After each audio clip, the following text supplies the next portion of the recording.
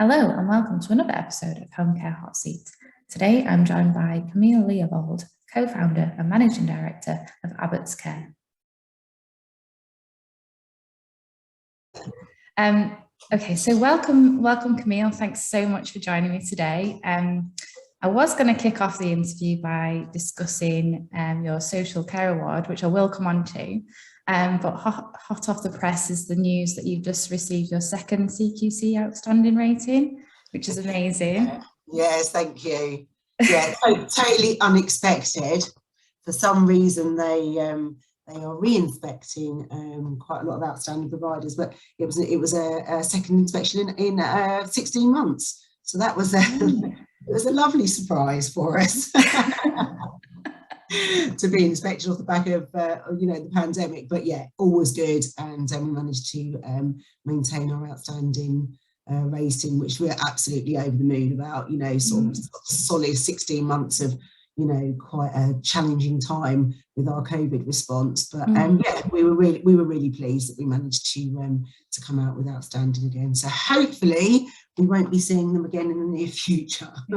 God, yeah, you must be incredibly proud. And I mean, why do you think that they've come back to you so soon then? Is it just they're just doing that as I think I was speaking to one of the other big providers, one of the franchises actually, and they're and it is their new regime, so it's almost like a bit of a bad luck lottery. So many outstanding providers will be thrown into the hat and picked out just to go back over that. In one way you're like, yeah, I kind of understand that, but I'm guessing really from a risk point of view, there's probably a lot more providers out there following COVID that probably really struggling, and actually maybe probably could do with the inspection. But it is what it is. Our inspector was absolutely lovely, and it was kind of the new regime where it's very much on feedback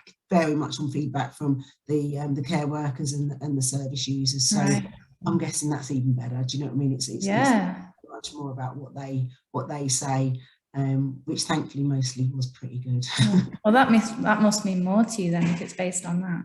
Yeah, exactly. Yeah, especially after the last few months, it has been a super challenge in home care. Yeah, definitely. So what impressed the inspectors most about the service then, do you think? So I think really, everything was, we got some excellent feedback. I think a lot of what we got from our service users, which is always the way it should be, was that they absolutely love their care workers, so the praise for the care workers, how competent, how caring they are.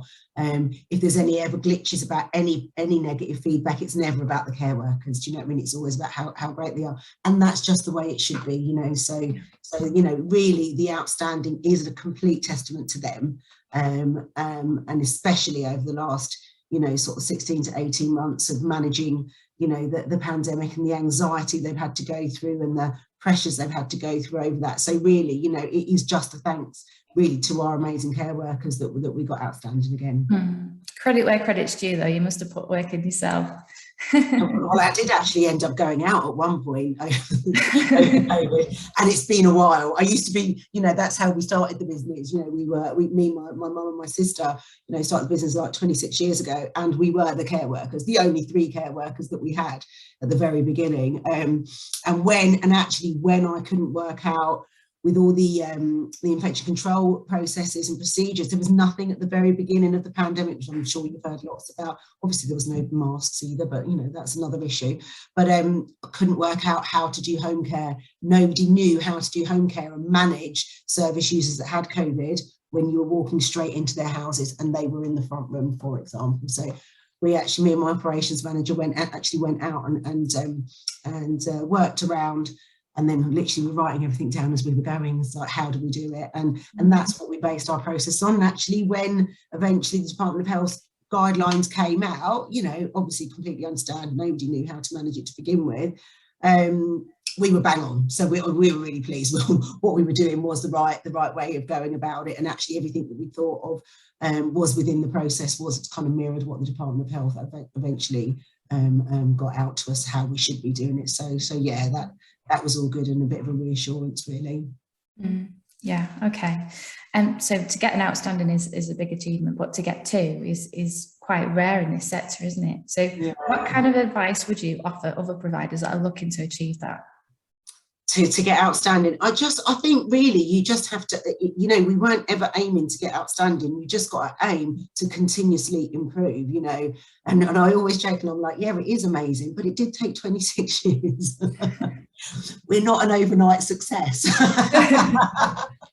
You know, there are providers that, you know, get their first one outstanding, but no. And we are a volume business now, so it was much more difficult. But I think you just have to always never ever be complacent and always look to continuously improve, and that's what we do. We never, you know, this home care game's never solved. You know, you've never resolved the problem. You know, it's not like finance or retail where you can just tick a box and go, right, that activity is completed. It's always ongoing, and you can always improve. And I think that's why I think for the last three CQCs we've got well led for leadership, and it is about that part. It is just about, you know, right, how can we do it better? How can we deliver this service better to our service users? How can we be better employers? You know, so I think as long as you're seeking to do that, then eventually it will come. Look after the quality of the service, and eventually, you know, it will come. Everything will follow. Okay. Yeah, definitely. Okay, so that was your second recent major achievement. The first was receiving the Chief Nurse of Adult Social Care Award. You were the first person to receive that. Could you tell me about how that came about and how you were nominated? Yeah, well, I don't know. So yeah, I don't. So we didn't know anything about it. It was launched just before, obviously, because I was the first one, so I'd never seen anything about it. And to be really honest, I haven't possibly have a few ideas about who I got nominated by, but you know, I was absolutely delighted anyway. Do you know what I mean? And honoured to receive the first gold award. It was, you know, and the fact that it came to social care and then to home care, which lots of people still don't really understand what we do and what it's about, which I think is half the issue, really. I think it says a lot about what the Department of Health are setting out to do. And I think it's great because that's what we need. We need to start recognising our workforce. We need to start recognising social care and our very poor relation. You know, we are the poor relation, aren't we, of social care as home care. So, you know, I was absolutely delighted for myself and for Abbots Care, but, you know, really, really pleased that maybe after the pandemic, there's starting to be a bit of a turn. They know who we are. Society now knows who we are. And yes, hopefully we're going to get some recognition for our workforce next. Yeah. So it was a surprise then for you completely. Complete surprise. It was quite. Yeah. It was quite funny. The basically, I mean, the chief nurse wanted to come and see us, and the Department of Health had written to us and said, the chief nurse wants to come and see you. And I'm thinking, why does the chief nurse want to come to? And so I kept going back and forth with them, going, just to be clear, we are social care. We are home care of social care. Yes, she'd like to come and see you. And we don't have, you know, this isn't a care home. There's not anything to see. We want to see service users. This is our head office. Yeah, no, she definitely wants to come. And we don't do nursing, you know, we don't do nursing care. I'm thinking, I didn't want her to come out here and be like, oh, are you sure? Are you sure she wants to come? And yeah, and she did, and that's why it was a complete surprise. They hadn't told us. And then when she came, she sat down, had a chat, and I love speaking to people about home care. And I'm like, this is great. She's really interested, and she was so interested in what we did and how we'd managed, and you know, and the workforce. And she wanted to talk to some people here, some of the coordinators, some of the care workers. So I was just, you know, as in my element. I was absolutely delighted that she'd come, and we had really good conversations about, you know, the future of home care and stuff like that. And then she asked to speak to thank some of the staff. And I was like, oh, this is just getting better and better, you know. So some of our staff all kind of got together, and she did this speech to say thank you to them for what they've done in the pandemic. And I'm standing there thinking, oh, this is brilliant. Do you know what I mean? We're really, you know, getting some traction here. And then she announced this award, and I'm like, I was thinking, what are you talking about? Yeah, and I don't know, you still, the photos from it, our marketing team took some great pictures. You could just see my face. I was just complete. It was like, what? She's talking about me. So yeah, absolutely delighted when we got it. Not just for me, but for the whole sector. Do you know how they select the winners? How they like? Well, I didn't at the time, and then I looked it up afterwards because I thought it's actually something really good to, I don't know whether, we were like, we could, nominate other people. I work with lots of other providers and, and I work with some fantastic small providers that do a brilliant job under, quite a challenging environment. So I did look it up, and actually it's about leadership, and it's about recognising achievement in social care. And a bit in line with the NHS Workforce Awards. I don't know if you've heard of those, and it's kind of along those lines. So it's just actually treating us the same as the NHS, and and that's great, because that is like 100% what we need in our sector, isn't it? It was reported that you were recognised for your work throughout the pandemic in developing schemes to help counter the effects of the crisis on your staff and your clients as well. Yeah. Could you tell me about some of these schemes that you put in place? Yeah. I mean, well, like I said to you earlier, to begin with, to a certain extent, infection control is one thing. We've always managed infection control, as do all providers. But obviously, COVID was just it was another scenario altogether. Never managed infection control throughout a pandemic. So what we actually did at the very beginning was trying to work out how to manage it. We run quite a lot of services supporting people being discharged from hospital. And obviously, it was save the NHS, wasn't it? That was the message at the beginning. We needed to keep the hospitals flowing. So we knew that we were going to be taking people from hospital that had COVID or might have COVID. Obviously they weren't poorly enough to stay in hospital, but they needed to recover at home. So we knew that was going to be quite quite a big ask. So in terms of, once we'd worked out how to do it safely, what we did is we started a barrier team service, and we quickly kind of literally trained our staff really quickly in order to manage that, put them on a separate, completely different rounds and runs as the other care workers, and they just solely worked with people with COVID. So the chance of infection control paid them lots of money, for that, gave them massive breaks, gave them lots of support.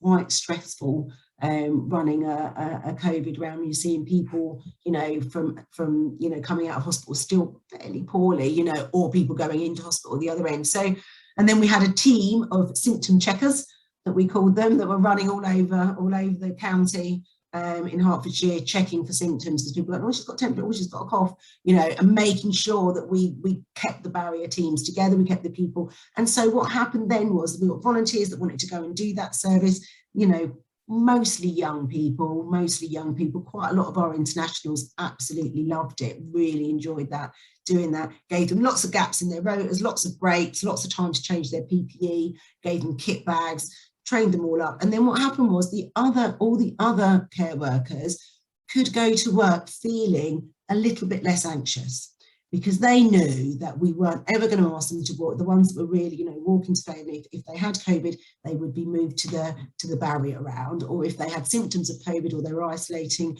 or their families had COVID, they would be moved to the barrier round. And what that did, it just reduced the level of anxiety, reduced people's pressure really of coming to work. And then what we found was people were really happy to come to work. They were actually offering to do more and more and more during COVID. So that was probably the key way we actually set up our service during that time. I think the other things we probably did was it was all workarounds. It was like working out how we were going to still see our care workers, because they weren't allowed to come to the office. And obviously when you're doing this sort of work, people need a lot of support. So we set up schemes we used to set up in big retail parks that were shut, and we used to do COVID drops. We literally used to drop COVID through car windows. Do you know what I mean? As people went past, we'd set up literally, they'd make their order, and then we'd go and stand 2 meters apart, and then we'd like chat to them through the window of their cars. How are you?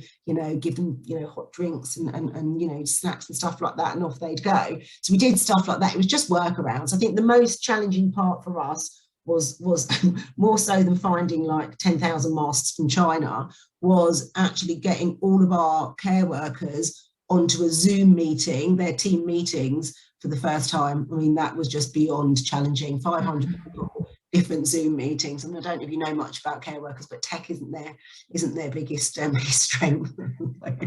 So after that, that was one of the things we did. But yeah, just things like that, really. It was all workarounds, probably things that all providers had to do. But it got us through, and we managed not to lose anyone to either staff or service users to COVID. So it seemed to work.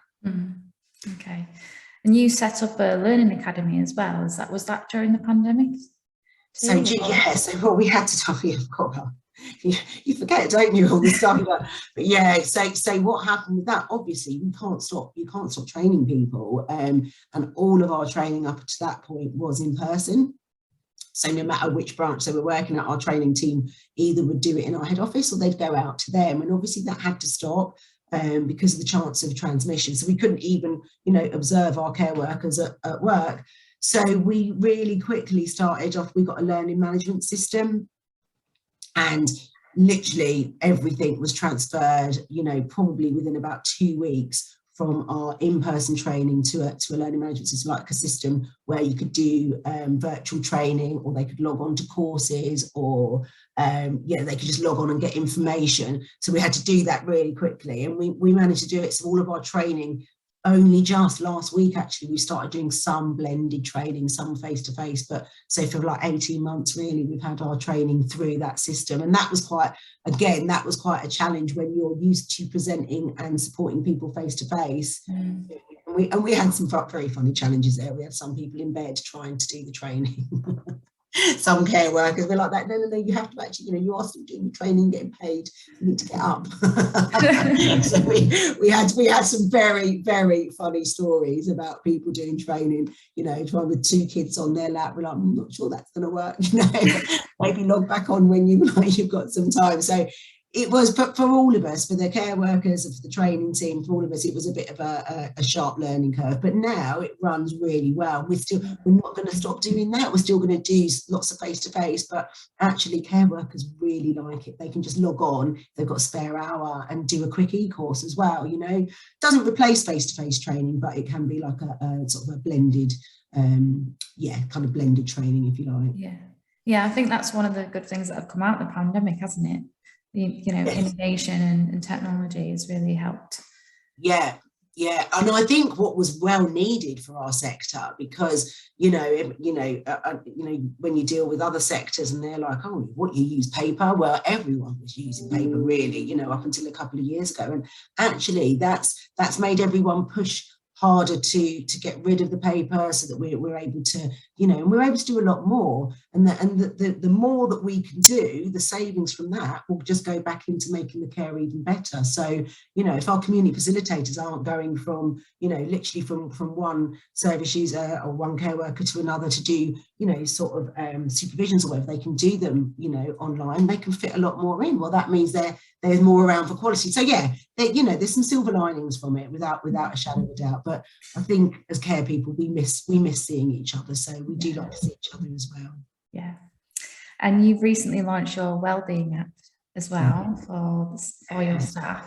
Can you tell us more about that?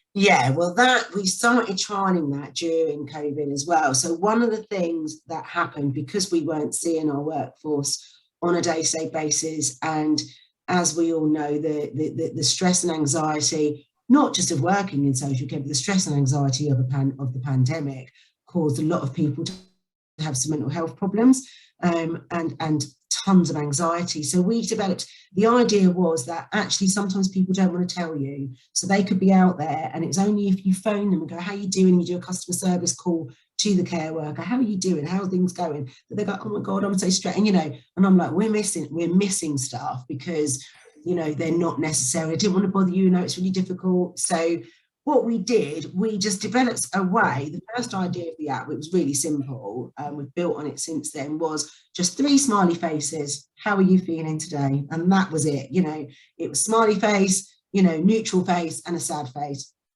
And if that's all they could fit in whilst they were on a round of work, rushing from home to home, then we would be able to pick that up.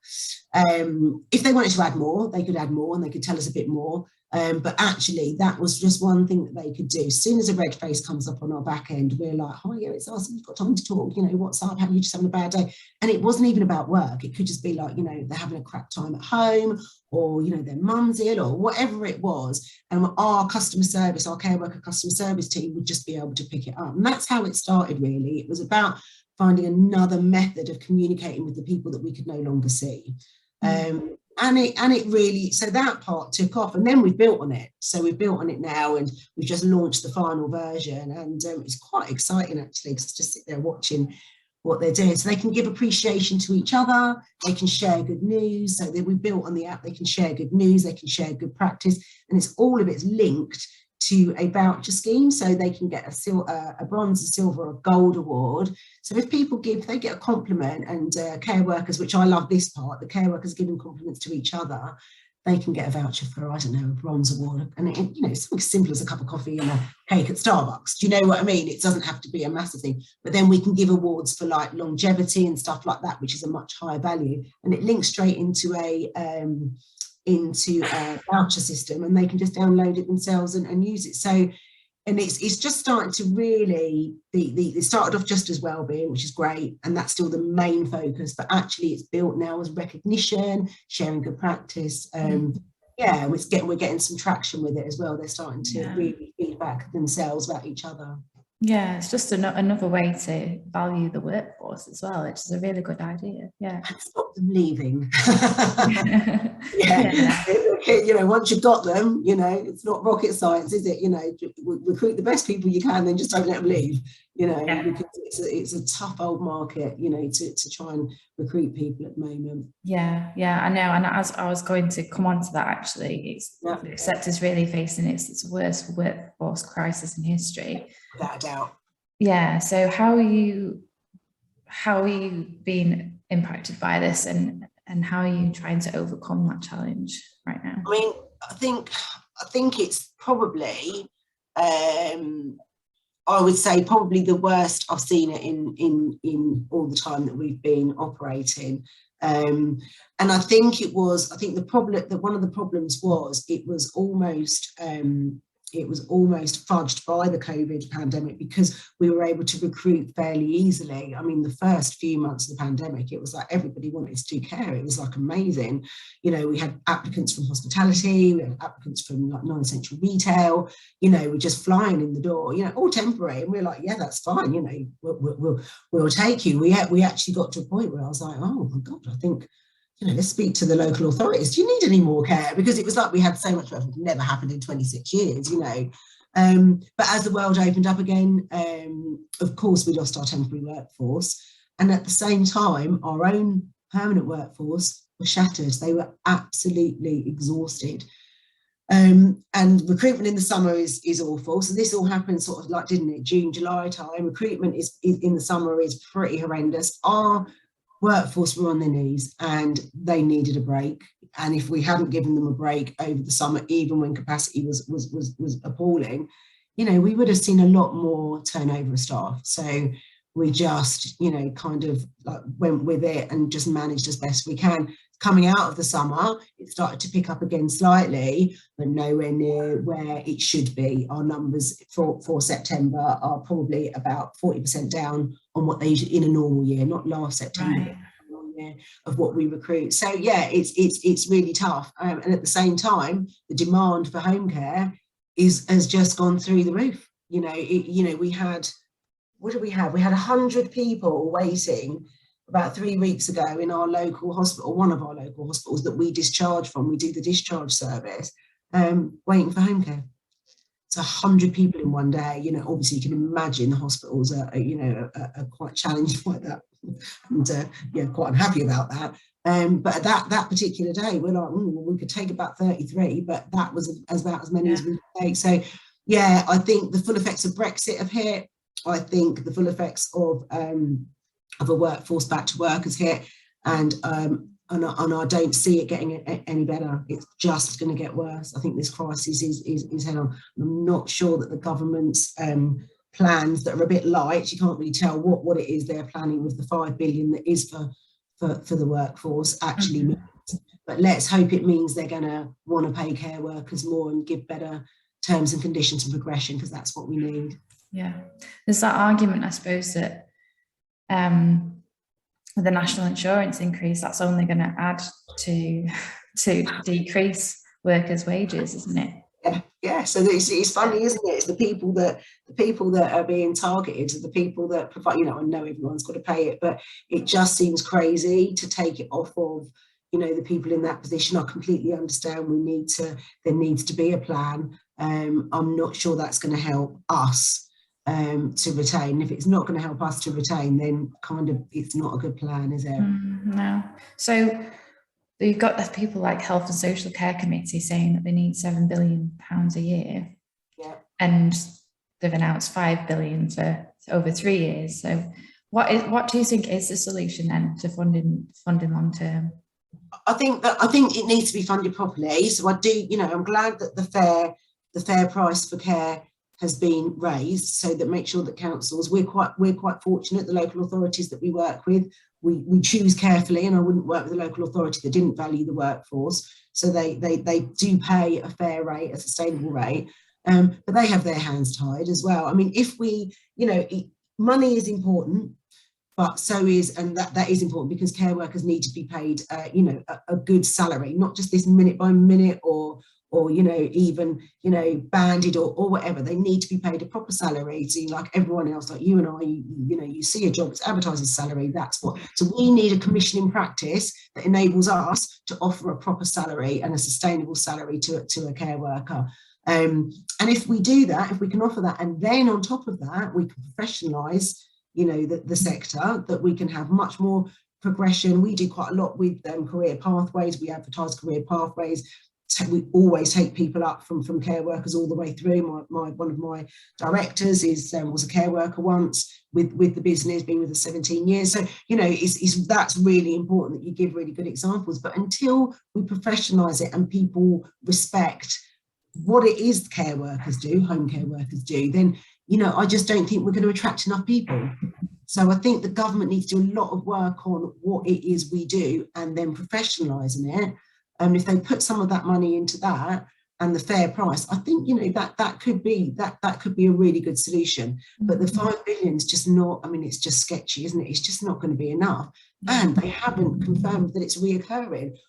How can you put the price up if it's not being reoccurring? What the council's going to say? Well, we're going to put the price up for the next 3 years, and after that, we're not really sure. It's like we can't build contracts on that, and say you've got a 3-year contract. So yeah, it would just be interesting. I think once the detail comes out, I think we'll be able to comment a bit more. I think some of the stuff they've got right, I'm not sure how it's going to actually look when it comes out. Okay. Do you think there should be a professional register like there is in Ireland and Scotland and Wales? I do, but I think it's got to be managed correctly. I do think that is. I think as long as it's not a register for compliance sake, and but it's a register for people. I always go back to the because I'm quite old, but I go back to the old days when we used to have state enrolled nurses, and they did a 2-year course. It wasn't an academic course necessarily, so it wasn't a degree where nurses have to do a degree now. We're missing a trick, because those sort of people are now sort of middle level management. If we could give young people, say, actually, you could be a state enrolled nurse, which is a 2-year course, but you have that, or a state enrolled social care, exec or whatever you want to call it, practitioner, then I think we've got a really good offer to attract young people into it. So yes, I do think we should register, but for the right reasons, and not have loads of compliance around it.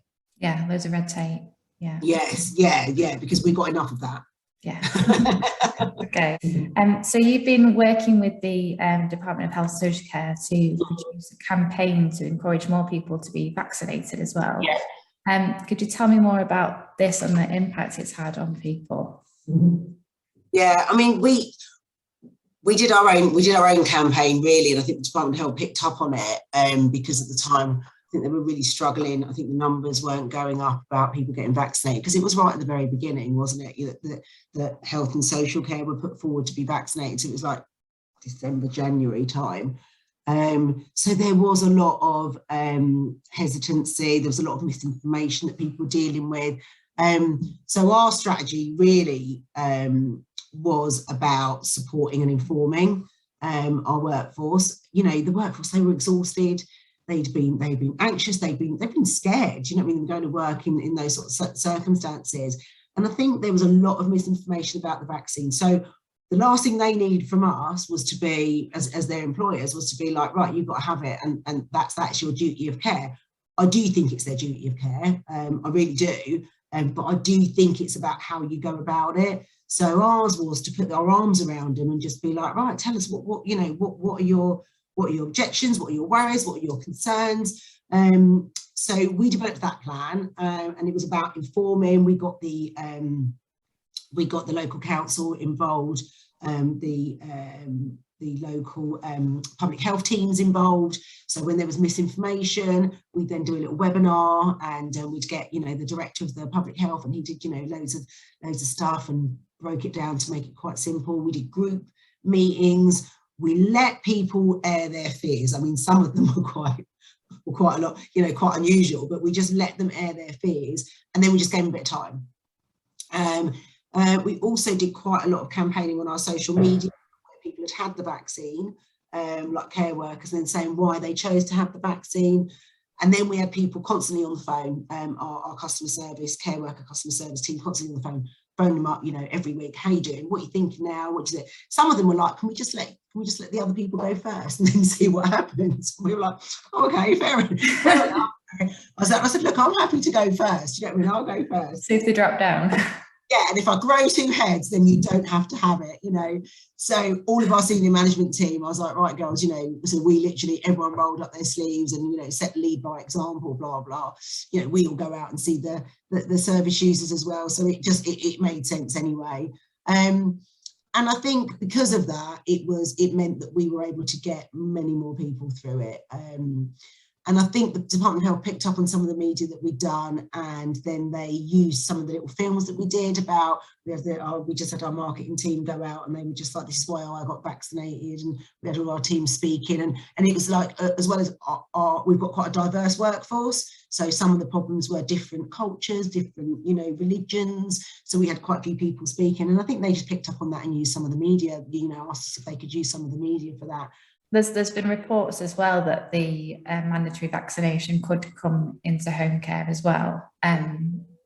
How do you feel about that? I know you've been talking about the importance of education. Yeah, I think, you know, I do think that, as I said, I do think that we do have a duty of care to protect our service users and each other, definitely, in home care. I think we're in a slightly different situation than the care homes, having seen the devastation, you know, the poor care homes in Hertfordshire. We just saw horrendous numbers of people dying. I expect it was everywhere. So I completely understand that. I don't believe in home care that we should make it mandatory. I think we can do it by encouragement and education and support. And I would much rather it be that way, because I do think that it frightens people. You know, if you say you've got to have it or you can't work for a home care organisation, whereas if you say, look, you know, come on, do the training, let's see how you go, let's give you some shadowing, let's see, you know, talk to the other care workers. You know, 90% of the time they'll have it done. If they're able to, they'll have it. If you tell people that we've got a workforce issue as it is, I think we could just end up with a more workforce issue. However, having said all that, ours that aren't vaccinated, the other thing we do is they have to do a lateral flow every day and then report it if they're not vaccinated. And what happens is sometimes you wear them down a little bit. They're like, oh, I'm done with doing these. I'm done with doing lateral flow every day. I'm just going to get vaccine, because, you know, we have to mitigate the risks, right? So yeah. What we're saying is there is another way around it. So at the moment, the 10% that can't, maybe because of health reasons or whatever, are lateral flowing every day. So we know they do a lateral flow before they go to work. So the risk of them being able to do that, and of course they wear the full PPE with the masks, the aprons, everything that we should be wearing. So the risk is pretty low, and our numbers in home care didn't see, you know, nowhere near what they saw in care homes. And I think the other thing I would add about that is that it needs to be a level playing field. So if they're saying home care and care homes have to, they must be saying that the NHS does too. We lose enough staff to the NHS as it is because their terms and conditions are so much better. We don't need that level of competition, and it doesn't really make sense to me. Why would you not, have all of the NHS vaccinated as well? Yeah, and they are consulting on that, so hopefully it will apply. So what are your plans for the rest of the year? What projects are you working on now? So we're already, we never rest. We're already looking at, getting the app further. That's one of the key things, is making sure the app's fully utilised by all the staff. We've probably only got about 40% of them on it at the moment. So that's one of our drivers, because we know that supports them and retains them. We relaunch my favourite service, which is our not-for-profit Abbots Friends, which is our charity arm, if you like. It's a not-for-profit company, and that supports people are very lonely and isolated service users that have no one else. So we do like companionship. We have volunteers going out, we train them all first, and they go out and do companionship and go and see our service users that have no one else. And we do lots of events as well. So I'm really looking forward to getting involved in those again.